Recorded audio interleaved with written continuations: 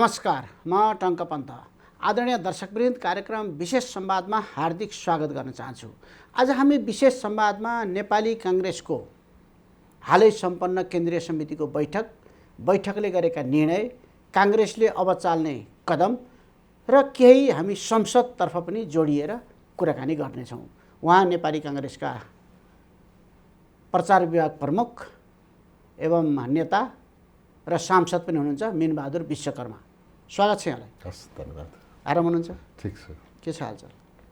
ठिकै छ, अहिले सबै बैठक सामान्य छ। सामान्य छ। बैठक भर्खर सक्नुभयो। हजुर, मेजर निर्णय अब धेरै कुरा त आएको छ, तर आउन नसकेको अझै तपाईँले गरे निर्णय, महत्त्वपूर्ण निर्णय के गर्नुभयो? हामीले लामो समयसम्म नेपाली काङ्ग्रेसको बैठक बस्नु पर्थ्यो।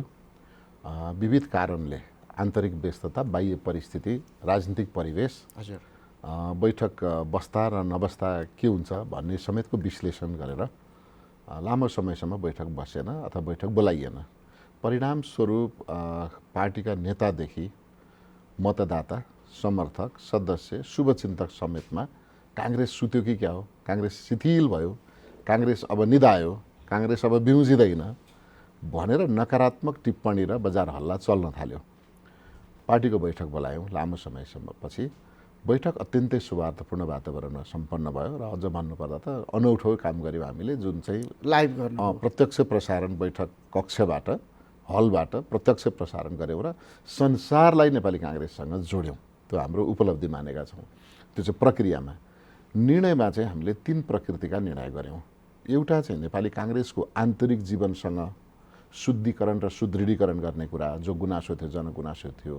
काङ्ग्रेसले नीति महाधिवेशन पनि गरेन, नीति बिर्सियो कि, काङ्ग्रेसको नेतृत्व कहीँ देखिन्न, नेतृत्व पनि निधायो कि, कार्यक्रमहरू कहीँ देखिँदैन, यो सेलायो कि भन्ने थियो। त्यसैले हामीले नीति महाधिवेशन सँगसँगै पार्टी सुदृढीकरण र शुद्धिकरण गर्नका लागि एउटा नीति महाधिवेशनको मिति तोक्यौँ, मङ्सिरको 13-15 र सँगसँगै अर्को पार्टी सुदृढीकरणका लागि यो साउन 20 गतेदेखि भदौ 10 गतेसम्म एउटा र भदौ 10 गतेदेखि भदौ 25 गतेसम्म बिपी जयन्तीको दिनसम्म पारेर हामीले पार्टीमा एउटा चाहिँ जनतासँग काङ्ग्रेस जाने कुरा, गाउँसम्म पुग्ने कुरालाई गऱ्यौँ। पार्टीको सङ्गठन बैठक कसरी गर्ने भन्ने बारेमा, र अर्को समुदायमा काङ्ग्रेस भनेर, र अर्को चाहिँ गाउँ सेवा दल नै बनाएर, कमिटी नै बनाएर अब काङ्ग्रेस चाहिँ भाषणमा मात्रै होइन, सेवामा पनि जनताका बिचमा छ है भन्ने सन्देश सम्प्रेषण गऱ्यौँ। दोस्रो, सरकारमा काङ्ग्रेस छ, काङ्ग्रेसकै जगमा सरकार बनेको छ। यो सरकारले गरेका राम्रा नराम्रा कामरा के छन् भनेर उपप्रधान तथा उपप्रधानमन्त्री उपसभापति पूर्णबहादुर खड्काले प्रतिवेदन पेश गर्नुभयो र त्यसैलाई छलफल गरेर त्यसैका आधारमा हामीले सरकारको ध्यानाकर्षण गराएर नागरिकका दैनिक जीवनसँग सरोकार राख्ने, बजार भावदेखि लिएर स्वास्थ्यसँग सम्बन्धित विषय लिएर, सुशासनसँग सम्बन्धित विषय लिएर 15वटा हामीले सरकारका 15वटा विषयमा ध्यानाकर्षण गरायौँ। त्यो सरकारसँग सम्बन्धित विषय भयो। र अर्को समसामयिक राजनीतिक विषयमा अब काङ्ग्रेस कसरी अगाडि बढ्छ, गठबन्धन किन जरुरी थियो, यसलाई किन निरन्तरता दिनुपर्छ र यसको आवश्यकता हो कि बाध्यता हो भन्ने विषयमा सैद्धान्तिक निर्णय गऱ्यौँ। त्यसैले यो 3 प्रकृतिका निर्णयबाट नेपाली काङ्ग्रेसले बैठक सम्पन्न गरेको छ। अब गाउँमा काङ्ग्रेस जाँदाखेरि यिनै विषय लिएर जाने हो कि अहिले जस्तो पार्टीहरूमा विकल्प खोज्ने कुरा भइरहेछ? पार्टीहरूले, प्रमुख राजनीतिक दलहरूले खास गरी जनतासँग भिजेर काम गर्न सकेनन्, त्यसो भएर मान्छेले विकल्प खोज्न थाले भन्ने छ। त्यसबारेमा पनि व्यापक तपाईँहरूको पार्टीमा त छलफल भयो। त्यो छलफल अब तपाईँहरू त सकारात्मक सन्देश लिएर जान सक्नुहुन्छ? होइन, बजारमा यहाँ एउटा कुरा गरौँ है। बजारका थुप्रै पसलहरू छन्। कुनै पसलमा दुध मात्रै पाइन्छ होइन, कुनै पसलमा चिया मात्रै पाइन्छ, कुनै पसलमा मिठाई मात्रै पाइन्छ, कुनैमा तरकारी मात्रै पाइन्छ, कुनैमा बिस्कुट पाउरुटीहरू मात्रै पाइन्छ, जसलाई बेकरी भन्छौँ होइन, काहीँ हार्डवेयरको सामानहरू मात्रै पाइन्छ। नेपाली काङ्ग्रेस चाहिँ राजनीतिक मार्ट हो क्या, यो मल हो, यो राष्ट्रिय पार्टी हो। यसमा सबै जातिका, सबै धर्मका, सबै क्षेत्रका, सबै भूगोलका र सबै आस्था विश्वास भएका मानिसहरूको यो समग्र रूप काङ्ग्रेस, जसलाई हामी राष्ट्रिय पार्टी भन्छौँ। र यो समय अनुकूल प्रत्येक 70 वर्ष 75 वर्षको उमेरमा यसले प्रत्येक परिवर्तनको नेतृत्व आफै गर्ने भइसकेपछि यसको विकल्प, काङ्ग्रेसको विकल्प काङ्ग्रेस नै हो जस्तो 7 सालमा राणाको विकल्प काङ्ग्रेस भयो, त काङ्ग्रेसको विकल्प खोज्न राजाले कोसिस गरे 17 सालमा, होइन रहेछ। काङ्ग्रेसको विकल्प काङ्ग्रेसै रहेछ। 46 सालमा काङ्ग्रेस नै स्थापित भयो।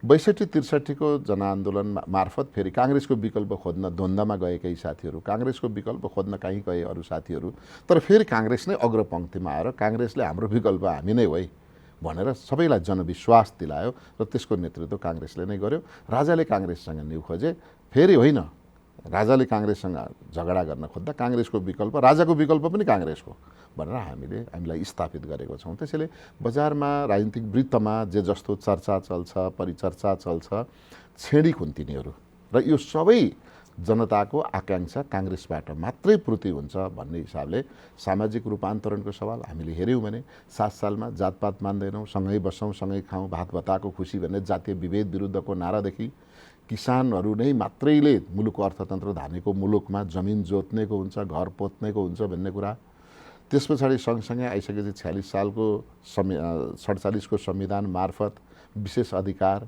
सकारात्मक विभेद, मुलुकी ऐनको संशोधन जस्ता विषयहरूबाट र कमैया उन्मुक्ति, कमैया मुक्ति, हलिया मुक्ति, महिला आयोग, दलित आयोग, जनजाति प्रतिष्ठान, 14-15 वटा आदिवासी जनजातिका भाषामा समाचार, राष्ट्रिय समाचार सम्प्रेषण गर्ने र महिलाको अधिकार स्थापित गर्न र अंश र वंशको अधिकारसहित अहिले पनि नागरिकता हेऱ्यौँ भने आमाको नाममा नागरिकता दिने कुरा, नेपाली मूलका गैर आवासीय नेपाली नागरिकता दिने कुरा, वंशजका जन्मसिद्धका सन्तानलाई वंशजको नागरिकता दिने कुरा जस्ता विषयहरू, राष्ट्रिय जति मुद्दाहरू छन् त्यो मुद्दाको चाहिँ उत्खनन पनि काङ्ग्रेसले गर्छ, त्यसको विकास पनि काङ्ग्रेसले गर्छ र त्यो निष्कर्ष पनि काङ्ग्रेसले पुर्याउँछ भन्ने प्रमाणित यो बैठकले गरेको छ। जसका कारणले हाम्रो जम्मा 18 वटा निर्णय मध्येमा 1 नम्बर निर्णयमा 15 वटा उपनिर्णय छ जो सरकारसँग सम्बन्धित छ। यी सबै जोड्ने हो भने हाम्रो 33 वटा निर्णय हामीले गरेका छौँ। यसको अर्थ हामीले राष्ट्रभित्र रहेका सबै नागरिकहरूको भावना र आकाङ्क्षालाई जोडेको हुनाले कसैले विकल्प खोज्नुपर्छ काङ्ग्रेसको भन्यो भने चाहिँ एकछिन रिसमा हुनसक्छ, आक्रोशमा हुनसक्छ, बाढी आए जस्तो हो त्यो। कहिलेकाहीँ त्यस्तो हुन्छ, आउँछ, तर हुन्डरी आउँछ नि त, चैत वैशाखको सिजनमा हुन्डरी आउँछ।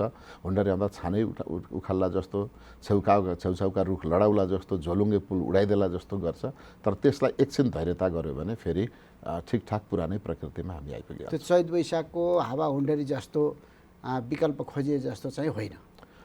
त्यस्तो त्यो यस्तो हावाहुरी त कहिल्यै विकल्प हुँदैन। हावाहुरीको विकल्प शान्ति नै उडाउँछ नि, उडाउने गरी आउँछ। होइन, त्यो विकल्प होइन। कहिलेकाहीँ मैले भने नि, लामो समयसम्मको उकुस मुकुसबाट, लामो समयसम्मको कुनै एक विषयहरूमा व्यक्त गर्न नसकेका कुराहरूबाट समाजमा त कुनै एक व्यवस्था निरन्तर चलेर गयो भने त्यसको पिँधमा त धेरै कुरा थिग्रिन्छ नि त। त थिग्रिएको वस्तुलाई बेला बेलामा हामीले रिसाइकल गर्न सक्ने, त्यसलाई चाहिँ पुनर्ताजगी गर्नुपर्ने चाहिँ काङ्ग्रेसको दायित्व हो। हामी कहिलेकाहीँ ढिला गऱ्यौँ भने त्यस्तो कुरा निस्किन्छ। जस्तै मैले स्मरण अघि पनि गराएँ कि नेकपा माओवादी केन्द्रले 2052 सालमा द्वन्द्व सुरु गर्दा गरिब र दलितका पक्षमा भनेको थियो, तर कमैया मुक्ति नि काङ्ग्रेसले गर्यो, हलिया मुक्ति पनि काङ्ग्रेसले गर्यो, जमिन जोत्नेको हुन्छ भने काङ्ग्रेसले भन्यो, जोतापुर्जी काङ्ग्रेसले बाँड्यो, दलित आयोग काङ्ग्रेसले बनायो, महिला आयोग काङ्ग्रेसले बनाउँछ, जनजाति प्रतिष्ठान काङ्ग्रेसले बनाउँछ, त क्रान्ति आन्दोलन द्वन्द्व युद्ध केका लागि त भने हामीले के भन्न खोजेको भने समाजमा उत्पन्न भएका सबै किसिमका आवाजहरूको सम्बोधन गर्न सक्षम छ नेपाली काङ्ग्रेस। त्यसैले यस्ता आँधीहुरीलाई पनि काङ्ग्रेसले के मान्छ भने केही गर्नु चाहिँ पर्ने रहेछ भन्छ, तर तिनले गर्दैनन् भन्ने विश्वास छ। त्यसैले हामी गर्नुपर्छ भनेर बुझ्छौँ। त्यो जति परिवर्तन भएको छ नि, यहाँले भन्नुभयो संविधान बन्यो, दलित आयोग बन्यो, महिला आयोग बन्यो, धेरै बने, संविधान अनुकूल पनि भने, संविधान पनि परिवर्तनमुखी, तिनका आधारमा संविधान समाजवाद उन्मुख पनि भनियो। तर त्यो अनुसारको जनताले परिवर्तनको अनुभूति गर्न नसकेका कारणले पनि जनतामा के निराशा बढेको। यसो रहेछ टङ्काजी, मूल कुरा के थियो भने विगतमा पञ्चायती व्यवस्थामा हामीलाई के भनेर पढाइयो भने अशिक्षा र गरिबीको कारण होइन, अशिक्षाको कारण गरिबी भनियो र गरिबीको कारण अशिक्षा भनियो। हेर्नुहोस् है, त्यो दुईटामा मात्रै राज्य केन्द्रित रह्यो। तर अशिक्षा र गरिबी दुवैको कारण चाहिँ के हो त भन्दा सामाजिक अनमेल, सामाजिक सद्भाव बिग्रनु, समाजमा हुने विभिन्न किसिमका जातीय, क्षेत्रीय, वर्गीय, लिङ्गीय विभेदमा आधारित पक्षपात राज्यबाट नै र एउटा समुदाय राज्यको वञ्चितीकरणमा परेर ऊ जहिले पनि गुनासो र कुण्ठा बोकेर बसेका थियो। त त्यसलाई 2052 सालमा माओवादीले आवाज उठाएर जङ्गल पस्यो। यो विषय ठिक हो कि बेठिक हो भनेर काङ्ग्रेस वृत्तमा हामीले छलफल गऱ्यौँ र संयोगवश भनौँ अथवा भाग्यवश भनौँ अहिलेकै हाम्रो सभापति शेरबहादुर देउबा उहाँ प्रधानमन्त्री बन्नुभयो र भट्टाभट्टी संसदमा 8 बुँदे सामाजिक रूपान्तरणका घोषणा गर्नुभयो र उहाँले भन्नुभयो महिलालाई पुरुष र समान अधिकार दिने मुलुक ऐन संशोधन गर्छु भनेर अंश र वंशको मुलुक ऐनको 11औं संशोधनमा त्यही बेला गर्नुभयो। दलितहरूलाई लामो समयसम्म जातीय विभेद र छुवाछुतमा पिल्सिएका छन्, यिनको हक अधिकार स्थापित नगरीसम्म मुलुकमा शान्ति हुँदैन। त्यसका लागि कस्तो कानुन बनाउने दलित आयोगले बनाऊ भनेर आयोग बनाइदिनु भयो। महिलालाई कस्तो कानुन बनाइ चाहिन्छ महिला आयोग बनाइदिनु भयो। आदिवासी जनजातिको के हो त भन्दा पहिचानको कुरा हो। पहिचान भने के हो? भाषा धर्म संस्कृति हो। ल तपाईहरु भाषा धर्म संस्कृतिको संरक्षणका लागि के गर्न सक्नुहुन्छ? प्रतिष्ठानबाट तपाईहरु गर्न भन्ने हो। अरूको घरमा दास सर नोकर सर र अर्काको कमाई गरेर बसेका जमिन नभएका कमैयाहरूको हकमा के गर्ने भने चाहिँ कमैया मुक्त। आजदेखि उनले जति ऋण लिएको थियो अब ऋण तिर्नु नपर्ने भनेपछि चन्द्र शमशेरले दास प्रथा अन्त्य गरे जस्तै शेरबहादुर देउवाले कमैया मुक्तको घोषणा गर्नु। अलिक पछि फेरि निस्क्यो होइन कमैया सँगसँगै हलिया पनि छन्, हली बसेकाहरूको के गर्ने त, उनको नि ऋण छ भनेपछि ल हलिया पनि मुक्त गरेर घोषणा गऱ्यौँ। र त्यसैलाई जोडेर हामीले के भन्यौँ भने अब हामी पुँजीवादी सामन्तवादी राज्य व्यवस्थाबाट बाहिर निस्कन्छौँ र हामीले पुँजीको चरम उपयोग गर्दै हामी समाजवाद उन्मुख राष्ट्र बनाउँछौँ। पुँजीको विकास नभइकन त समाजवाद आउँदैन। त समाजवाद भनेको चाहिँ समन्यायोचित अथवा न्यायोचित वितरण प्रणाली हो। त्यो हामी गर्छौँ भन्यौँ र त लोक कल्याणकारी राज्य व्यवस्था गऱ्यौँ र अहिले 15 खर्ब 17 खर्बको बजेट बनाउँदै गर्दा 2 खर्ब त हाम्रो सामाजिक सुरक्षा खर्च हुँदैछ। त्यसो भएको हुनाले अहिले हामी समाजवाद उन्मुख राज्य बनाउँदैछौँ, तर समाजवादमा वितरणको पक्ष ज्यादा हुँदो रहेछ, पुँजीवादमा उत्पादनको पक्ष ज्यादा हुन्छ। त्यो उत्पादन र वितरणको बीचको कुरा गर्ने भनेको लोक कल्याणकारी राज्य व्यवस्था जसलाई हामीले समाजवादको एउटा नमुना पनि मान्छौँ। त्यसो भएको हुनाले अहिले हामीले उत्पादनमा बढी जोड दिनुपर्ने बाध्यता, किनभने समाजवादको अवधारणाले खर्चमा त ज्यादा भयो। सामाजिक सुरक्षामा 2 खर्ब गइराख्यो। विकास बजेट र सामाजिक सुरक्षा बजेट झनै उस्तै छ। त्यो हाम्रो चाहिँ अहिले चुनौती हो। त यो बीचबाट सरकार पनि समाजवाद भनेर लेखिएको संविधानका अक्षरहरूलाई कार्यान्वयन गर्नका लागि सरकार अघि बढिराखेको छ। समाजवाद उन्मुख भनेर संविधानले भनेको छ नि, हामी यही ढङ्गले यही काम गरेर समाजवादमा जान सक्छौँ त? हैन, समाजवाद नामको चाहिँ हुनसक्छ, तर समाजवाद भएको कारणले म खुसी छु भनेर नागरिकले खुसी हुने अवस्था चाहिँ यही बिन्दुबाट चाहिँ सकिँदैन। किन सकिँदैन मैले अघि पनि भने हामी कहाँ पुँजीको विकास भइसकेको छैन। 1, पुँजीको विकास भए पनि पुँजी लगानीको वातावरण बनिसकेको छैन। 2, मसँग भएको 1000 रुपियाँ म केमा लगानी गर्ने भन्ने कुरामा म एक त अलमलमा छु। मैले निर्णय गरिहालेँ भने पनि म ढुक्कली बस्ने अवस्था छैन, चिन्तित हुने अवस्था छ। त्यसैले पुँजी लगानीको वातावरण सुरक्षित वातावरण बनाउनु पर्यो। त्यसो भइसकेपछि पुँजीको विकास हुन्छ। पुँजीको विकास भइसकेपछि उत्पादनमा वृद्धि हुन्छ। उत्पादनमा वृद्धि भइसकेपछि राज्यको आय, यो त व्यक्तिको आयले सामाजिक सुरक्षाको पक्षलाई हामी धान्न सक्दैनौँ। यो राज्यको आय भनेको धेरै कर उठ्नु पर्यो।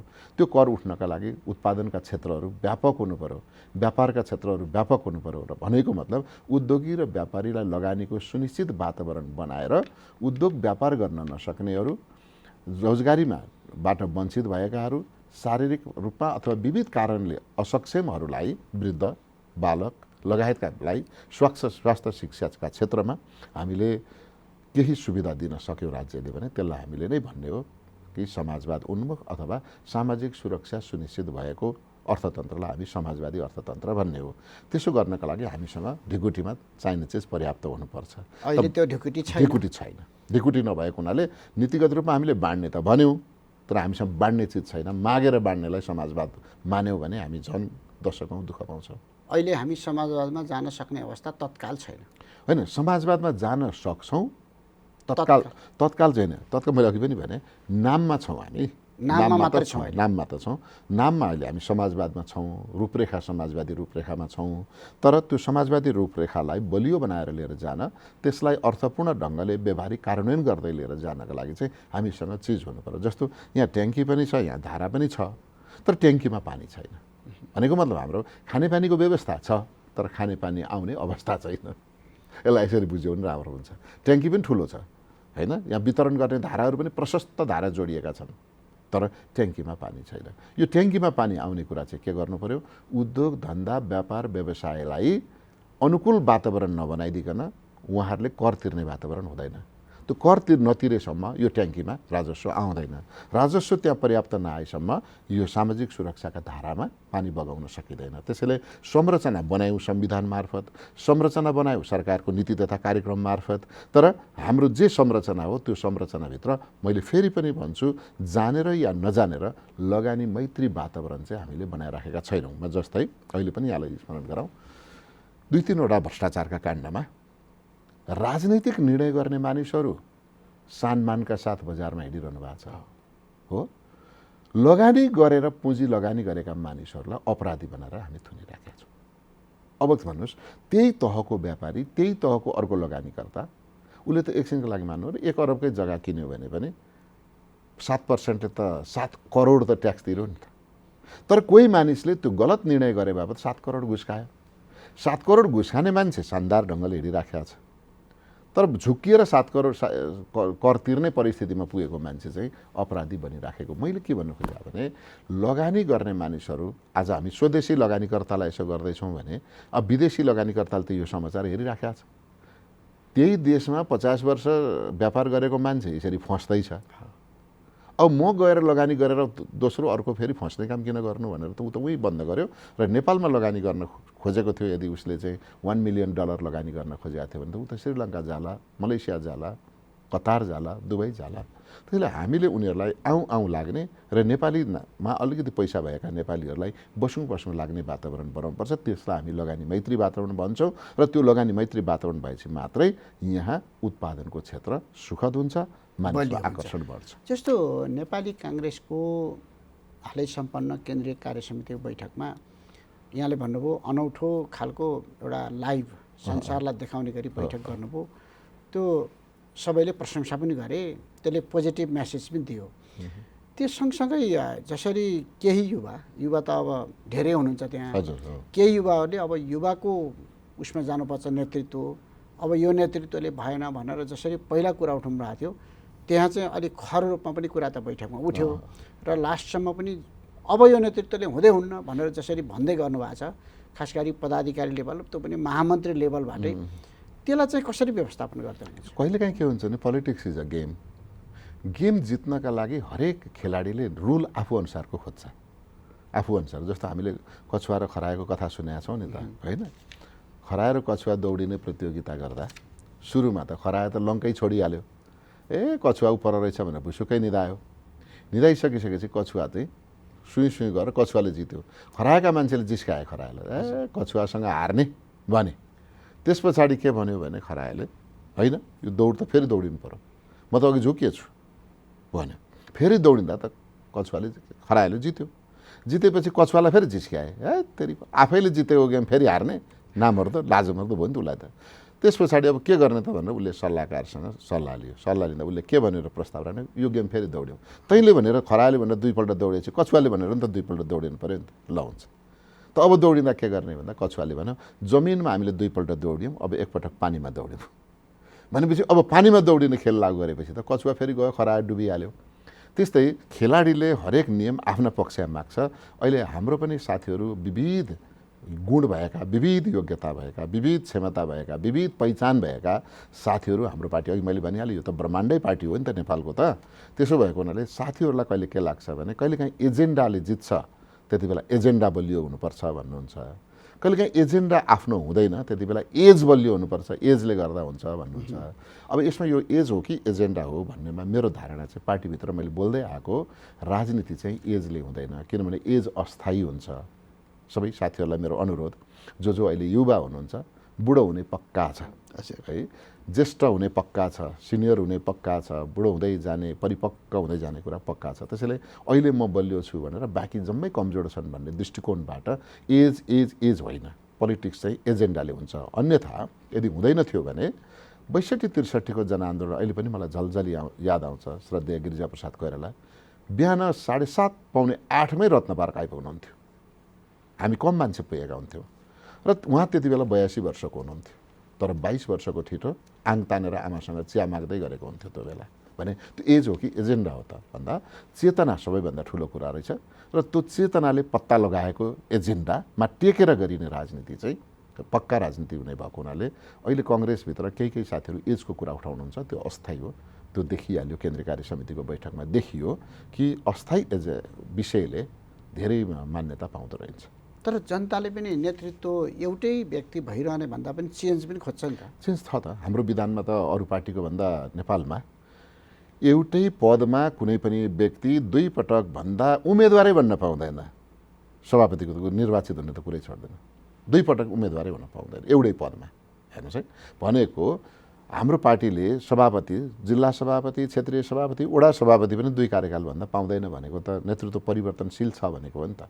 त्यो 2 वर्ष त कुर्नु, 2 कार्यकाल वा 2 वर्ष त कुर्नु पऱ्यो नि त। 2 कार्यकाल चाहिँ पुग्नै पर्यो होइन, टेस्ट गर्नुहुन्छ, एकपटक जित्नु पनि अर्को पटक उम्मेदवार बन्नुहुन्छ, हार्नुभयो भने फेरिपल्ट पाउनुहुन्न, फेरि पाउनुहुन्न। उहाँले 2 कार्यकाल युवाको नाममा अथवा हामी युवा भएको कारणले युवाले नेतृत्व गर्नुपर्छ, एजको अब यो एज टुङ्गो लगाउनुपर्छ, अब उहाँ काम छैन भनेर भन्दै हुनुहुन्छ नि सभापतिजीलाई, खास गरी गगन थापा, विश्वप्रकाश शर्मा लगायतका केही। त्यो चाहिँ यो केन्द्रीय कार्य समितिले त्यसलाई निस्तेज गर्यो। होइन, यो सर्वमान्य धारणा होइन उहाँहरूको, त्यो आफूलाई मन परेको धारणा हो उहाँहरूलाई, सर्वमान्य धारणा होइन नि त। अब त्यसो भए त युवा भन्ने भने त 40 वर्ष मुनिको हुनु पर्यो। अहिले यो आवाज उठाउने साथीहरू 40 वर्ष मुनिको हुनुहुन्न, 40 वर्ष मुनिकालाई छोड्न तयार हुनुहुन्छ त उहाँहरू। युवा भनेको त अन्तर्राष्ट्रिय मान्यता त बिलो 40 इयर्स हो। बिलो 40 इयर्सको 39 वर्षको प्रधानमन्त्री बनाउन, 39 वर्ष मुनिको सभापति बनाउन तयार हुनुहुन्छ त? त्यो त हुनुहुन्न। भनेपछि के भने युवा होइन, म युवा चाहियो, म जतिसुकै वर्षको भए पनि म युवा हो भन्ने जुन किसिमको धारणा छ त्यो छेडीको, सर्वमान्य होइन, सर्वस्वीकार्य होइन र त्यसले पार्टीलाई राम्रो पनि गर्दैन। त्यसले के गर्छ त भने एउटा उमेर समूहका मानिसलाई त विभेद गर्यो नि त। हामी के भन्छौँ, अन्तर्राष्ट्रिय मानवाधिकार सम्बन्धी घोषणापत्र 1948 ले के भन्छ, we never discriminate on the base of race, sex, colour, ethnicity, age and etcetera. हामी कुनै पनि मानिसलाई जाति, धर्म, लिङ्ग, वर्ण, उमेर वा अरू कुनै पनि किसिमका आस्थाका आधारमा विभेद गरिने छैन भनेको नेपाली कङ्ग्रेसमा अब यति वर्ष पुगेका मानिसहरू चाहिँ राजनीतिमा बस्न पाउँदैनन् भनेको जब उसले लामो समयसम्म राजनीति, किनभने यो फेरि तलबी सेवा पनि होइन, होइन यो त राष्ट्रिय सेवा कर्मचारीलाई राष्ट्र सेवक भने जस्तो त होइन नि त। यो त तलब लिएर गरेको काम होइन। कुनै मानिस भोलिन्टरीली बाँचुन्जेल गर्छु भन्दा पनि नपाउने कुरा, सकुन्जेल गर्छु भन्दा पनि नपाउने कुरा त कोही मानिसहरू उमेर छ, सकेका छैनन्, तिनलाई अनिवार्य सेवा ल्याउन सकिन्छ त? सकिन्न नि त। ल, 18 वर्ष पुगेका कुनै पनि नेपाली नागरिकले अनिवार्य रूपमा पार्टीमा लाग्नुपर्ने छ र कुनै पनि 60 वर्ष अथवा 58 वर्ष पुगेका बुढापाकाहरूले सो त त्यही दिन छोड्नुपर्ने छ भनेर विधानमा लेख्न सकिन्छ? सकिन्न नि त। न अनिवार्य रूपमा उनीहरूलाई प्रवेश गराउन पाइन्छ, न उनीहरूलाई अनिवार्य रूपमा प्रवेश गराउन पाइन्न भने अनिवार्य रूपमा निष्कासन पनि त गर्न पाइँदैन नि त। यति त सामान्य सिद्धान्त होला नि। त्यसो भएको हुनाले हाम्रा साथीहरूलाई, नेताहरूलाई यस्तो कुरा, व्यावहारिक कुरा बुझिदिनको लागि पनि म अनुरोध गर्छु। यसपटकको बैठकले बुझायो कि त? बुझायो। यसपटकको बैठकले राम्रै गरी बुझायो र भन्यो कि पार्टी भनेको म मात्रै होइन रहेछ। पार्टी भनेको कुनै एक व्यक्तिको धारणा, बजारमा आएको धारणा मात्रै होइन रहेछ र त्यसले पार्टी भनेको समग्रतामा, मैले त कहिलेकाहीँ उदाहरण दिने गर्छु, यो देउसे टोली जस्तै हो। हेर्नुहोस् है, देउसी टोली बनाउने बेलामा साथीहरू के गर्नुहुन्छ, सुरुमा कलाकार खोज्नुहुन्छ, राम्रा नाच्ने कलाकार खोज्नुहुन्छ, गाउने कलाकार खोज्नुहुन्छ, अनि त्यस पछाडि राम्रो बजाउने वाद्यवादक पनि खोज्नुहुन्छ। त्यति तिनटाले नाच्ने, गाउने र वाद्यवादक भएपछि देउसी बन्छ त? बन्दैन। देउसीमा फेरि स्वयंसेवक पनि चाहिन्छ जो केही जान्दैनन्, बजाउन नि जान्दैनन्, नाच्न नि जान्दैनन्, गाउन नि जान्दैनन्। त्यस पछाडि त्यो तिनीहरूलाई लिएर जाने ड्राइभर पनि चाहिन्छ, सँगसँगै त्यो सामान उठाएर गाडीमा हालिदिने मान्छे पनि चाहिन्छ। त्यति मात्रै होइन, देउसीमा यसो झैझगडा हुन्छ, देउसी यताउता गर्दाखेरि सुरक्षा गर्ने 2-4 जना दाजुभाइहरू अलिक बलिया पाखुरा भएका पनि चाहिन्छ। त्यतिले मात्रै पनि हुँदैन, दक्षिणा प्राप्त भएपछि पैसा राख्ने छुट्टै, नाच्ने गाउने बाहेक अर्को मान्छे चाहिन्छ, चामल बोक्ने छुट्टै चाहिन्छ, चियासिया यसो आयो भने बाँडेर खुवाउने मान्छे छुट्टै चाहिन्छ। भनेको यो राष्ट्र निर्माणमा, राष्ट्रमा भएका सबै स्वभाव र प्रकृति र पहिचान भएका मानिसहरूको समग्र रूपमा राष्ट्र हो र राष्ट्रिय पार्टी त्यही प्रकृतिको हुनुपर्छ भन्ने कुरा बुझ्नु जरुरी छ। यो जसरी लाइभ गर्नुभयो नि, यो मान्छेहरूले भन्छन् कि यो हाम्रो सभापतिजीलाई कसले बुद्धि दियो, उहाँबाट कसले सोच्नुभयो, उहाँलाई त्यो लाइभ गरेका कारणले पनि बैठक उहाँका पक्षमा 85-90% जसरी बाहिर आएको थियो त्यो यो बैठकमा पुरै फरक भयो होइन, भन्ने यो हुन्छ। उहाँलाई नै लागेको कुरा हो। उहाँलाई कहिलेकाहीँ मानिसलाई के लाग्छ भने यो त अति भयो भन्ने लाग्छ नि त। हामीलाई लाग्छ शेरबहादुर देउवा केही पनि बुझ्नुहुन्न कि, बुढो पनि हुनुभयो कि, बोल्नुहुन्न, नबोल्नुको अर्थ केही थाहा नपाउनु पो हो कि भन्ने लाग्छ। तर मैले अहिलेसम्म के बुझिरहेको छु, नेपाली कङ्ग्रेसका 2 सभापतिहरूसँग काम गरेपछि भने सुशील कोइराला र शेरबहादुरसँग दाइसँग काम गरेपछि उहाँहरू 2 जना कम बोल्ने नेतामा पर्नुहुन्छ, त उहाँहरू बढी बुझ्नु हुँदो रहेछ। र उहाँले बुझ्दा के लाग्यो भने केन्द्रीय कार्य समितिको बैठक चलिराखेको छ, तै मोबाइलमा फ्याट मेसेज आउँछ, फलानाले बोलेकै छैन, यो बोल्नुभयो भनेर आउँछ। त कहाँ बोल्नु हुँदो रहेछ भन्दा बैठकभित्रमा बोलेको छैन, बाथरुम जाँदा, बाहिर निस्किँदा, आउँदा जाँदा, पत्रकारले बाटोमा भेट्दा ड्याङडुङ बोलिदिइहाल्ने। अनि आज फलानु नेताले फलानु बैठकमा यसो भने एक दिनको घटना सुनाउँछु। बैठक 2 बजे भनेर राखिएको थियो। त्यो 2 बजेको बैठक चाहिँ नेताहरूको उपस्थिति के एजेन्डामा विमति भएर बैठक स्थगित भयो। त बेलुका सुन्छु फलानु युवा नेताले आजको बैठकमा यसो भन्नुभयो भनेर टेलिभिजनमा न्युज आयो। म छक्क परेँ, म त त्यो बैठकमा छु, म बाहेक पो बैठक बसेछ कि क्या हो भने। तर बैठक बसेको थिएन, बैठक भोलिपल्टलाई सारिएको थियो। भनेपछि साथीहरूको मिडिया सम्बन्धीको क्रेज र हतारले गर्दाखेरि जुन पार्टीको भित्री निर्णयहरू, पार्टीको प्रतिष्ठामा, गरिमामा र उहाँहरूकै पदमा पनि त्यसले आघात पुर्याएको थियो। यो बैठकले त त्यस्ता साथीहरूलाई पनि सहयोग पुर्यायो। मैले यस्तो बैठकमा यस्तो भने भनेर बैठकै नबसेका दिन पनि आयो। अर्को मिडियाले पनि बैठक बसेको हो होइन भन्ने नबुझिकन होइन, उसले के थाहा पायो भने आज केन्द्रीय कार्य समितिको बैठक बस्दैछ, आज यो बैठकमा म यो भन्नेवाला छु भनेर उहाँले फरर भनिदिनु भयो, मिडिया गइहाल्यो। बैठक स्थगित भयो राति साँझ 5-6 बजीतिर। तर बैठकमा भनेको भनेर आयो। भनेपछि मैले भन्नु खोजेको त्यो प्रवृत्तिका नेताहरूलाई पनि यसपालि सभापतिले सुरु गर्नुभएको नयाँ प्रविधिको प्रयोगबाट फाइदा पुग्यो नि। उहाँहरू झुट ठहरिनु भएन, उहाँहरू हावादारी ठहरिनु भएन, जे छ जस्ता तस्तै आयो। अनि सभापतिलाई त्यो लागेको कुरा के थियो भने बजारमा मेरा बारेमा ज्यादा टिप्पणी गरेका छन् यिनीहरूले, होइन, झुटमुट सब कुराहरू भनिराखेका छन्, के भन्दा रहेछन् त एकचोटि हेरौँ न त, दुनियाँलाई देखाइदिउँ न त भन्ने सायद लाग्यो होला उहाँलाई।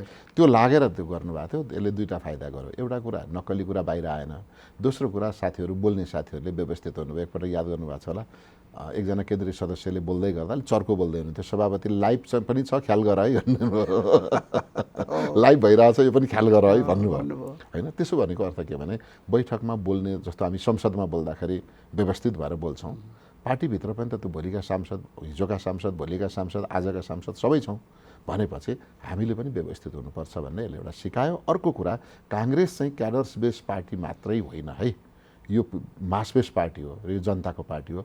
चुलोमा बसेर तरकारी चलाउँदै पनि मोबाइलमा लाइभ हेरेको छ काङ्ग्रेसको, फलानु नेताले यसो भन्यो, होइन। हामीले किसानका बारेमा बोल्यौँ, उहाँले प्रत्यक्ष थाहा पाउनुभयो, मजदुरका बारेमा बोल्यौँ, उहाँले थाहा पाउनुभयो, स्वास्थ्य उपचारका बारेमा बोल्यौँ, उहाँहरूले भनेको जनताले आफ्नो सरकारको विषय काङ्ग्रेसको केन्द्रीय कार्य समितिको बैठकबाट छलफल भएको अनुभूति गर्नु। यो विषयमा चाहिँ अरू पार्टीका लागि पनि एउटा सिकाइ हुने सम्भावना देखियो। दुईटा पार्टीका शीर्ष नेताहरूले स्वयं प्रधानमन्त्री र नेकपा भनौँ न वामदेव गौतम, उहाँले त राष्ट्रिय सभामै भन्नुभयो यो हामीलाई ठुलो चुनौती भयो। अब काङ्ग्रेस जस्तो पुरानो र पुँजीवादी सामन्ती भनिएको पार्टीले यस्तो चाहिँ बैठक, आधुनिक बैठक गर्यो, अब हामीले सक्नु पर्यो नि भनेर उहाँले हिम्मत गर्नु पर्यो नि भन्नुभयो। प्रचण्डजीले भन्नुभएछ सभापति स्वयंलाई नै, तपाईँले त हामीलाई त बडा अप्ठ्यारो बाटो डोर्याइदिनु भयो, अब हामीले के गर्ने होला भन्ने चिन्ता छ भन्नुभएको छ। तर उहाँले भर्खरै केन्द्रीय समिति बैठक उहाँहरूको पनि चल्दैछ, अब के गर्नुहुन्न गरिहाल्नु भएको छैन। अनि अब यो सत्ता गठबन्धन अहिले नेपाली काङ्ग्रेसको नेतृत्व नभए पनि नेपाली काङ्ग्रेसको सहकार्यमा अहिले सरकार बनेको छ। यो सरकारका बारेमा जसरी यहाँ सत्ता गठबन्धनको निरन्तरता पनि भन्नुभएको छ नि, बैठकमा निर्णय पनि गर्नुभयो, यो निरन्तर चलिरहने भयो होइन। हामीले केही वाचाबन्धन गरेका छौँ। जति बेला नेपाल कम्युनिस्ट पार्टी नेकपाको सरकार थियो, एमाले पनि छोडेर र माओवादी पनि छोडेर संयुक्त पार्टी बनाएर एउटा पार्टी बनाएर सरकार थियो, बहुमतले स्थायित्व दिन्छ भनेकोमा त बहुमतले अधिनायकत्व दिँदो रहेछ। र त्यो बेला अधिनायकवाद प्रारम्भ भयो भन्ने कुरा हामी विपक्षीले मात्रै होइन, स्वयं त्यो पार्टीमा रहेका नेताहरूले पनि सार्वजनिक अभिव्यक्ति दिन थाल्नुभयो। अभिव्यक्ति मात्रै आएन कि पार्टी विभाजनको सङ्घारमा पुग्यो र परिणामस्वरूप 2 पटक संसद विघटन भयो, संविधान उल्लङ्घन हुने काम भयो, विधेयकहरू निश्चित व्यक्तिले लगेका विधेयक फ्याट्टै पास हुने, संसदले पठाएका विधेयक पास नहुने भनेपछि मुलुक चाहिँ अब अराजकतातर्फ र राजनीतिक अस्थिरतातर्फ असंवैधानिक कदमबाट मुलुकलाई हाँक्न खोजियो भन्ने निष्कर्षमा हामी पुगेपछि फरक फरक राजनीतिक विचारधारा, फरक फरक साङ्गठनिक आधार र फरक फरक पृष्ठभूमि भएकाहरू पनि अब एक ठाउँमा बसौँ है भनेर हामीले मुलुकलाई जोगाउनका लागि, संविधान जोगाउनका लागि, संविधानले सुनिश्चित गरेका उपलब्धिहरूको रक्षा र कार्यान्वयन गर्नका लागि भनेर हामी एक ठाउँ बसेको हुनाले अब हाम्रो निरन्तरता जनताले थाहा पाएका छन्। जनतासँग हामीले प्रतिबद्धता गऱ्यौँ र 3 तहको निर्वाचनमा हामी हातेमालो गरेर चुनाव लड्यौँ। हातेमालो गरेर चुनाव लड्दै गर्दा होला कसैका अपेक्षा गरेका 5 सिट बढ्यो होला, भन्दा बढ्यो होला, कसैको अपेक्षा गरेको भन्दा घट्यो होला। तर यसले मुलुकलाई राजनीतिक एउटा नयाँ कोर्समा लग्यो। त्यो भनेको अब संविधान कार्यान्वयन हुन्छ, अब मुलुकका यी 5 आन्दोलनका उपलब्धिहरूको रक्षा हुन्छ, सङ्घीय, समावेशी, लोकतान्त्रिक, गणतन्त्र, धर्मनिरपेक्षता यिनीहरूको रक्षा हुन्छ र मुलुकमा सबै जाति, धर्म, वर्ण, लिङ्ग, सम्प्रदायका मानिसहरूले चाहेको व्यवस्था अनुसार सुशासन हुन्छ भन्ने कुराको सुनिश्चितता उहाँहरूलाई दिएर अनि हामी विभाजित हुन थाल्यौँ भने त हाम्रो बोलीमा त विश्वास हुँदै हुँदैन। र अझ काङ्ग्रेस त विशेष गरेर हाम्रो पार्टीको त मूल्य मान्यतै बनेको छ, काङ्ग्रेस जे गर्छ त्यही बोल्छ, जे बोल्छ त्यो गरी छाड्छ भन्ने छ। हाम्रो त्यो ट्रेडमार्क नै बनेको हुनाले हामीले गठबन्धनलाई कम्तीमा 1 कार्यकाल लान्छौँ भनेर ग्यारेन्टी गरेको हुनाले हामीले गठबन्धन यो 1 कार्यकाल कहीँ टुटाउने हाम्रोबाट शङ्का, उपशङ्का, प्रयत्न अथवा षड्यन्त्र के पनि गर्दैनौँ। दोस्रो कुरा, अब हामीले त्यो षड्यन्त्र त गर्दैनौँ, अर्काले टुटाइदियो भने के गर्ने भनेर गैर जिम्मेवार पनि भन्दैनौँ। यसलाई टुट्न नदिनका लागि गठबन्धन दलहरूका बीचमा उच्चतम समझदारी निर्माण गर्दै लैजाने काममा हामी निरन्तर लाग्छौँ। र त्यति मात्रै होइन, गठबन्धन मात्रै जोगाउने अनि फेरि सरकार बसिरहने होइन। गठबन्धनले जनताका बीचमा गरेको प्रतिबद्धताहरूलाई कार्यान्वयन, प्रभावकारी कार्यान्वयन गर्नका लागि काङ्ग्रेस नै अग्र भूमिकामा उभिन्छ। किनभने यो सरकार काङ्ग्रेस पनि सरकारमा होइन, काङ्ग्रेसकै जगमा सरकार हो। 88 सिटको काङ्ग्रेसले 32 सिटको प्रधानमन्त्री बनाएको छ। त्यसैले हामी जगमा छौँ, देखिँदैनौँ तर हामी जगमा छौँ। त्यसैले हामी जगमा बसेका मानिसहरूले, पार्टीले यो सरकारलाई उच्चतम लोकप्रिय बनाएर, उच्चतम सफलतामा पुर्याएर जनतामा सुशासनको सुनिश्चितता गर्ने दायित्व हाम्रो छ। त्यसो भएर पनि अस्ति 15 बुँदाको हामीले ध्यानाकर्षण गरेका हौँ। भनेपछि यो 1 कार्यकाल पुरै जाने भयो, जानुपर्छ। अनि बिचमा यो नेतृत्वमा चेन्ज गर्ने भन्ने पनि समझदारी छ। त्यो त्यही समझदारीकै आधारमा यो निरन्तर जाने हो। यो समझदारी भङ्ग भयो कि निरन्तरता भङ्ग भइहाल्छ। समझदारी भङ्ग कसैले पनि गर्नु हुँदैन। त्यही भएर अघि मैले भने गठबन्धनमा आबद्ध दलहरूका बीचको समझदारीलाई उच्चतम सफलताको मार्गतर्फ लैजाने जिम्मेवारी काङ्ग्रेस हो। 2 वर्षपछि त काङ्ग्रेसको नेतृत्वमा भनेको छ। अहिले यति उति भनेर सार्वजनिक गरिहाल्नु भन्दा पनि त्यो बेला पनि गरेनौँ हामीले, कसको कति भनेर अनुमानमा बाहिर सार्वजनिक भयो। त्यसैले अहिले त्यो यसरी सार्वजनिक गर्ने भन्ने पनि भएको छैन। शीर्ष नेताहरूको बीचको समझदारी हो, जेन्टलम्यान एग्रिमेन्ट भन्छ होइन, त्यो भइराखेको छ। त्यसैले उहाँहरूलाई नै छोडिदिउँ। त्यो समझदारी छ। मेरो यो भनाइ सुनेर हाम्रो पार्टीका नेताले पनि समझदारी बिगार्नुहुन्न, बालवाला प्रधानमन्त्रीले पनि बिगार्नुहुन्न र प्रतीक्षामा रहेका प्रधानमन्त्रीले पनि छिटो हतार गर्नु हुँदैन। यो सरकारले जसरी काम गरिरहेको छ नि, केही खास गरी भ्रष्टाचारका विषयमा जसरी हात हालेको छ त्यो चाहिँ पोजिटिभ रूपमा पनि लिएको छ। केही आशंकाहरू पनि छन् फेरि। मैले एकदम ठिक अघि मैले सुरुमा पनि भन्न खोजेको कुरा के हो भने कुनै पनि काम गर्दाखेरि कार्यसँग प्रक्रिया जोडिन्छ होइन। प्रक्रियामा चाहिँ कसरी हामी अगाडि बढ्यौँ भन्ने कुरामा चाहिँ आवेगमा आएर सनक चढेर होइन गर्दै हालौँ न त भनेर एक खालको जोस लागेर मात्रै गर्नु हुँदैन। यो त सरकार हो नि त। सरकारको चाहिँ निश्चित सरकार सञ्चालन गर्ने विधि प्रक्रियाहरू हुन्छ। भ्रष्टाचारले मुलुकलाई यति धेरै पछाडि पार्यो, यति धेरै बदनाम गर्यो र नागरिकहरूलाई यति निरुत्साहित र चाहिँ भनौँ देशै छोड्ने परिस्थितिमा पुर्याएको छ। यसलाई निर्मूल गर्नु त हामी सबैको दायित्व हो। यो कुरा हामीले बुझेर नै 58-59मा अहिलेकै हाम्रो पार्टी सभापति प्रधानमन्त्री हुँदा अख्तियार दुरुपयोग अनुसन्धान आयोग बनाउनु भयो, राष्ट्रिय सतर्कता केन्द्र गठन गर्नुभयो नि त। यो भनेको भ्रष्टाचारबाट मुलुकलाई मुक्त गर्नका लागि र नागरिकलाई सुशासन सुनिश्चित गर्न हो। अहिले हामी पनि सरकारको नेतृत्व गरेको भए हामी यही चाहन्थ्यौँ। भनेको हाम्रो जगमा बनेको सरकारले पनि यो गरिदिँदा हामी अत्यन्तै प्रसन्न छौँ। तर कतै प्रक्रियामा त्रुटि भएर जनतामा अविश्वास सिर्जना भयो भने, जस्तो अहिले जनतामा अविश्वास सिर्जना छ होइन, ललिता निवास जग्गा प्रकरणमा निर्णय गर्ने मानिस चाहिँ उनलाई मुद्दै लागेको छैन। त्यो निर्णयबाट जग्गा बिक्री गर्न योग्य भनेर कायम भयो अनि त्यो जग्गा मालपोतले बिक्री गर्यो। मालपोतमा गएर कसैको नाममा मोही कायम भयो, त्यो मोही कायम भएको मानिसले जग्गा बेच्यो, त्यो जग्गा कुनै व्यक्तिले किन्यो। जग्गा बेच्ने मान्छे केही पनि भएको छैन, जग्गा दिनु मिल्छ भन्ने मान्छेलाई केही पनि भएको छैन। जग्गा किन्ने जसले ब्याङ्कको ऋण लिएर करोडौँ रुपियाँ खर्च गरेर ऊ अहिले चाहिँ बदनाम भएको छ, प्रतिष्ठा उसको। फेरि जो मान्छे भाग्दा नि भाग्दैन थियो, भाग्ने सम्भावना नि थिएन। भाग्ने सम्भावना नभएको व्यापारीलाई ल्याएर थुन्दा अहिले जनतामा के आशंका छ भने आजभन्दा 4-5 वर्ष अगाडि गरिएको आशंका चाहिँ कतै यही पो लेनदेनको कुरो पो मिलाउन हो कि, नभए अरूलाई थुन्नुपर्ने यसलाई किन थुनियो जस्ता प्रश्नहरू चाहिँ बाहिर उठेको छ। त्यसैले काम गर्नु अत्यन्तै राम्रो। भ्रष्टाचारका विरुद्धमा उठाउने 24 घण्टा भनौँ न, 365 दिन 24 घण्टा 7 दिन सबै अहोरात्र लाग्नुपर्छ र भ्रष्टाचार मुक्त गर्नैपर्छ मुलुकलाई। तर भ्रष्टाचार विरुद्धमा अभियान छेड्दै गर्दा कसैलाई नाटकीय ढङ्गले फसाउने र कसैलाई नाटकीय ढङ्गले छुटाउने काम गरियो। जस्तो सुन प्रकरणमा, सुन प्रकरण त आयो नि त, बाहिर त आयो नि त सुन त आयो। त्यो ड्युटीमा बसेका मान्छेलाई काराकुरुक पौडिनु पर्दैन। अनि तिमीले भन्ला नि त मलाई कसको आदेशले यो चाहिँ छोड्नु है भनेको थियो भन्ला नि त, अथवा उसैले आफैले जागिर छोड्ला भएको सबै जरिवाना तिर्ला नि त। यति किलो सुन, सुरुमा त 100 किलो भने हो नि त, 156 किलो रहेछ। अहिले गएर स्टोरमा गोदाममा जाँदा त 700 किलो रहेछ, बढिरहेछ, बढै छ। अनि हङकङबाट स्कुटरको चाहिँ ब्रेक सु आउँछ कि आउँदैन भन्ने कुराको जानकारी हुँदैन। हङकङबाट कहाँबाट आउँछ? इन्डियन ब्रेक सु चाहिँ स्कुटरको अथवा चाइनिज स्कुटरको ब्रेक सु हङकङबाट आउँछ? त्यो त आउँदैन त।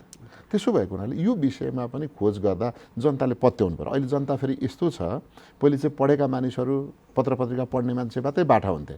अहिले सबैको भान्सामा टेलिभिजन छ, हात हातमा टेलिभिजन छ, हात हातमा पत्रिका छ, हात हातमा सबै चाहिँ अनलाइन छ। सब मानिस अहिले चाहिँ सूचनाबाट सुसूचित छन्। त्यसो भएको हुनाले जनतालाई ढाँट्ने गरी, जनतामा आशंका उत्पन्न हुने गरीको क्रियाकलाप चाहिँ म यहीँबाट पनि आग्रह गर्छु। सम्मान्य प्रधानमन्त्री, मान्य गृहमन्त्री, मान्य अर्थमन्त्री जो यसमा चाहिँ नाम चर्चामा आउनु भएको छ, उहाँहरूले यसलाई यो विषयमा अब जनताको घर घरमा गएर जवाफ दिने कुरा सम्भव हुँदैन। तर उहाँहरूले प्रेस कन्फरेन्स गरेर हुन्छ कि संसदमा को रोस्टममा उभिएर हुन्छ, प्रष्ट जनताका भाषामा उहाँले जवाफ दिनुपर्छ। यही सुन प्रकरणका विषयमा संसदमा पनि निकै गर्मागर्मी चलिरहेछ नि। संसदमा एउटा गर्मागर्मी चलिरहेछ, अर्को संसद जतिखेर पनि सामान्य विषयमा पनि अवरोध हो हल्ला विषयमा प्रवेश प्रतिपक्षले चाहिँ प्रतिपक्ष वास्तवमा नेकपा एमाले संसदीय अभ्यासमा हामी 46 सालपछि सँगसँगै छौँ। एमाले अझ काङ्ग्रेसहरूभन्दा बढी मेहनत गर्छन्, अध्ययन गर्छन् भन्ने बजार हल्ला छ। तर जब व्यवहारमा उत्रिन्छ कि उहाँहरूको अत्यन्तै बचकना व्यवहार देखिन्छ, कच्चा व्यवहार देखिन्छ, संसदलाई उहाँहरूले ठट्टा मजाक गर्ने थलोको रूपमा मान्नुहुन्छ, त्यो चाहिँ राम्रो जनताले मानेका छैनन्। अब अर्को कुरा चाहिँ संसद अवरोध हुने, यो घटना सुनकाण्डमा उठ्ने कुरामा चाहिँ एउटा आश्चर्यजनक कुरा के छ, त्यो संसदमा उठि पनि राखेको छ। मान्य सदस्यहरूले मनमा लागेको कुरालाई त्यहाँ व्यक्त गर्नुभएको छ खुलेरै। जस्तो अब त्रिभुवन अन्तर्राष्ट्रिय विमानस्थलको त्यो मेसिन जाँच्ने होइन, एक्सरे मेसिनबाट बाहिर निस्क्यो, त्यो त विचित्र कसरी निस्क्यो? अब मेरै सामान्य कुरा, मैले चाहिँ कहिलेकाहीँ दारी काट्ने कैँची पनि चाहिँ मेरो झिकेर राखिदिएको छ त्यहीँ डोमेस्टिकतिरै राखेको छ। कहिलेकाहीँ सानो चाहिँ नङ काट्ने पनि झिकेर राखिदिएको छ। अनि कहिलेकाहीँ बेल्ट लाएर जाइँदो रहेछ, बेल्ट पनि खोल्नुहोस् भन्छ। कहिलेकाहीँ चाबी, घरको चाबी हुँदो रहेछ, टिट कराउँछ, त्यो पनि झिकिदिनुहोस् भन्छ। तर त्यत्रो चाहिँ 1.5 क्विन्टल सामान सुन, 1.5 क्विन्टल त सुनमा त्यो जोडिएको हिसाब गर्दा त ठ्याक्कै डबल रहेछ, 3 क्विन्टल गो आउँदा टाटा टुटु कतै नकराउनु, कसैले थाहा नपाउनु, एक। अनि दोस्रो कुरा, त्यहाँबाट थाहा नपाए त्यहाँ त प्रहरीले जाँच्यो, प्रहरीले जाँच्दा पनि थाहा नपाउने। यता आइसकेको भन्सार कर्मचारी छ जो अर्थ मन्त्रालय मातहतमा छ, त्यसले पनि थाहा नपाउने। अनि यता राष्ट्रिय सतर्कता केन्द्र राजस्व अनुसन्धान छ जो प्रधानमन्त्रीको मातहतमा छ, त्यसले थाहा पाउने। कुरो त छ्याङ्गै छ नि त। भनेको गृह मन्त्रालयकोबाट पनि थाहा नपाउने, अर्थ मन्त्रालयको मातहतकोले पनि थाहा नपाउने, प्रधानमन्त्रीकोले मात्रै थाहा पाउने भनेपछि देयर इज समथिङ रङ होइन, त्यहाँ केही न केही गडबडी छ। त यो गडबडीलाई मन्त्री परिषदले नै जाँच्दा त अब गाह्रो हुन्छ, किनभने म अर्थमन्त्री, गृहमन्त्री, प्रधानमन्त्रीका मुख्य राइट एन्ड लेफ्ट ह्यान्ड हुन्। त्यसमा प्रधानमन्त्री अरूले गरेको भ्रष्टाचारको म नियन्त्रण गर्छु र मुलुकलाई भ्रष्टाचार मुक्त गर्छु, म फाइल कति खोल्छु भन्दै जाँदाखेरि कतै बा झुकिएर उहाँका विरोधीहरूले नै पनि यो अरू बेला आइराखेको कुरालाई यो बेला चाहिँ एकपल्ट देखाइदिउँ न त भनेर देखाइदिया हो कि कर्मचारीले नै पनि गर्न सक्छन्। त्यो कर्मचारीले नै भनिदिन सक्छ यो अति भयो, यहाँ चाहिँ माल ओसारेको ओसारै गर्ने, बाहिर चाहिँ शुद्ध भाषण गरे गर्ने, यो त मिलेन नि, ल देखाइदिउँ भनेर देखाइदिएको पनि हुनसक्छ। त्यसैले यो विषयमा गहिरो अध्ययन हुनुपर्छ, एउटा कुरा अनुसन्धान गर्नुपर्छ। संसदमा उहाँहरूले अत्यन्तै मैले अघि भने सरल भाषामा सिलसिलेवार ढङ्गले जवाफ दिनुपर्छ। काङ्ग्रेस माग्छ यो कुरा। यो यो यो सामान्य ढङ्गले आएको होइन नि, यो त हिजो पनि रहेछ, यो त 21औं पटक रह्यो अझै। हो त्यही त मैले भने हिजो पनि रहेछ, अस्ति पनि रहेछ, पहिले पनि रहेछ, आज झ्वाट्ट आएको त होइन नि त। झ्वाट्ट एकैपल्ट ल्याउँदा पक्राउ परेको त त्यो व्यापारी त बेहोसै भइहाल्छ नि। फेरि त्यो अरबको कुरामा त्यो पनि बडा गजब छ के। एयरपोर्टबाट जान्छ, सिना मङ्गलमा समाइन्छ, त्यो पनि अर्को दिन 3 दिन अगाडि 4 दिन अगाडिको भनिन्छ। के हो अझै पनि त अलमल छ। एक हप्ता अगाडि समाएको हो कि अर्को दिन समाएको हो कि त्यो पनि प्रश्न छ। अनि गोदाममा गएर छापा मारिन्छ, फेरि गोदाममा गएर छापा मारिन्छ। यसले गर्दा मैले भने यो रहस्यमय छ। एक लाइन भन्दा टङ्ग सर, यसको चाहिँ के रहेछ भने रहस्यमय छ।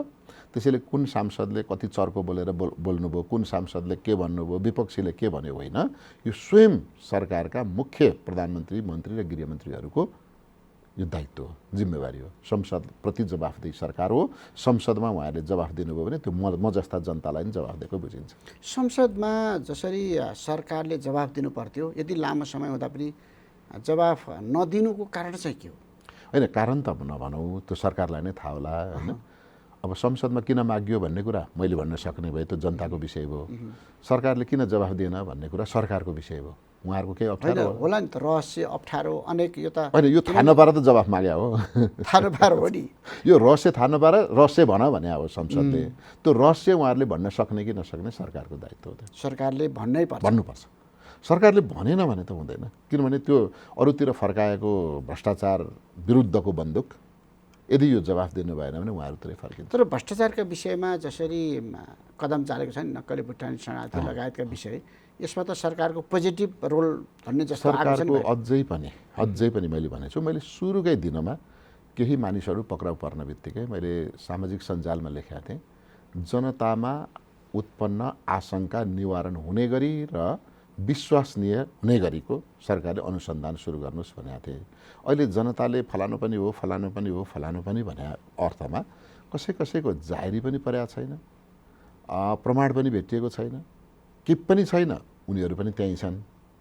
र जसको जाहेरी पनि छ, जसका विरुद्ध जाहेरी पनि छ, प्रमाण पनि छ, प्रमाण पनि यथेष्ट प्रमाण छ, र उनीहरू सरकारी ओहदामा पनि बसेका छन्, उनका बारेमा यो बोल्दैन। अनि आशंका उत्पन्न भएन। त्यसैले मैले चाहिँ समग्रतामै भ्रष्टाचार निवारण गर्ने नाममा आग्रह र पूर्वाग्रह जोडेर कसैलाई फसाउने र कसैलाई बचाउने किसिमको सरकारको गतिविधि भयो भने आफूले खनेको खाल्डोमा यो सरकार आफै पर्छ।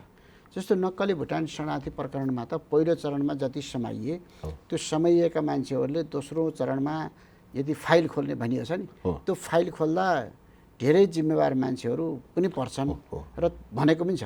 र अर्को कुरो, उनीहरूले पनि पोलेका छन्, यो मातहत यसरी मान्छेले कुरा गरेका हौँ हामीले भनेर पनि भनेका छन्। त्यो कारणले त्यो दोस्रो फाइल खोल्न नसकेको हो। टङ्ग चाहिँ कस्तो हुन्छ भने, म पनि मन्त्री भएर बसेँ केही महिना होइन। के हुन्छ मान्छे भने यो तस्कर माफियाहरूको कुनै एक पार्टी हुँदैन, यिनीहरूको सबै पार्टी हुन्छ, सबै नेता यिनका नातेदार हुन्छन्, सबै नेता यिनका आफ्ना हुन्छन्। यिनले बेला बेला फोटो खिच्छन्, बेला बेला प्लेन चढ्दा सँगै सिटमा बस्छन्, अर्को सिट छोडेर आएर पनि बस्छन्, सेल्फी पनि खिच्छन्। यिनीहरूले बिहे भोज पास्नीमा नाता नपरे पनि बर्थडेमा बोलाउँछन्, गइदिनै पर्यो भोटको 2-4 भोटको लोभले नेताहरू जान्छन्। त्यो एउटा चाहिँ प्राकृतिक प्रकृतिको स्वरूप भयो। तर सँगसँगै यिनीहरूले के गर्छन् यस्ता माफियाहरूले भने, कसको नाम पोल्यो भने म छुट्छु भनेर त्यो पनि डिजाइन गर्छन्। गरेको देखियो नि त, केही नेताहरूको, हाम्रै पार्टीको नेताहरूको नाममा नक्कली अडियो बनाएको त देखियो नि त होइन। अनि तैँले यो किन बनाइस्, आफैले बोलेको छस् त भन्दाखेरि मलाई फल्नाको नाम लिइस् भने तैँले तत्काल पैसा दिनु पर्दैन, फिर्ता गर्नु पर्दैन भनेपछि मैले भनेको हो भन्छ नि त। भनेको यसरी कसैलाई फसाउनका लागि चाहिँ नियोजित ढङ्गबाट प्रमाणहरू, अस्थायी झुट प्रमाणहरू बटुल्ने र कसैका चाहिँ यथेष्ट प्रमाण हुँदाहुँदै पनि छानबिनमा समेत पनि, अनुसन्धानमा समेत पनि नबोलाउँदा चाहिँ सरकारको जुन अहिले देखिएको छ, मैले के नगरेँ भनेर फुइँ लडाएको छ, त्यो फुइँ लडाउने कुरामा चाहिँ फेरि आशंका बिस्तारै सुरु हुन थालेको छ। खोइ त प्रमाण भएको मान्छे ल्याएको छैन, जाहेरी परेको मान्छे ल्याएको छैन, समातिनु पर्ने मान्छे समातिएको छैन भनेपछि यो पनि के त, कतै यस्तै त्यो 33 किलो सुन जस्तै हराएर जाने हो कि त, कहीँबाट सञ्चालित पो छ कि त भन्ने आशंका उत्पन्न हुनु हुँदैन भन्ने मेरो चाहिँ आग्रह छ। सुरुमा पनि नेताहरू समाउनु अगाडि पनि दलहरू बिचमा, शीर्ष नेताहरू बिचमा निकै बाक्लो भेटघाट भएको थियो। त्यसले यस्तो काम गर्न खोज्यो है भन्ने आशंका पनि बाहिर भएको थियो। यसमा यसो थियो, किनभने मुख्य विषयहरू यो ठुल्ठुलै विषय, किनभने अब गृह मन्त्रालयले कार्यदल बनाएर प्रारम्भ गरिसकेपछि गृहमन्त्री प्रधानमन्त्री त झनै उस्तै नै हुने भए म पनि पर्छु कि भनेर सन्दर्भमा केही सायद अरू विषयको बैठकमा पनि त्यो विषय के हुँदैछ भन्ने भयो नै होला भनौँ, किनभने आफू नभएको हुनाले। तर जे जस्तो भए पनि कि त यो विषय उठाउन मिलेन भनेर छोड्नु पर्यो, उठाउन सक्छु भनेर लागेर गर्दैछु भनेर ध्वासपिटी हिँड्ने मन्त्रीहरूले चाहिँ के भन्नु पर्यो भने जनतालाई विश्वास हुने गरीको प्रक्रिया सुरु गर्नु पर्यो के। जस्तो मैले कसैलाई पोलेँ अरे, बोलाएर सोधे भइहाल्यो नि, अथवा मलाई कसैले पोल्यो अरे बोलाएर सोधे भइहाल्यो नि। नसोधेपछि पक्राउ गर्नेलाई पक्राउ गर्नु नपरेलाई त्यही दिन सोधपुछ गरेर छोड्दै भइहाल्यो नि।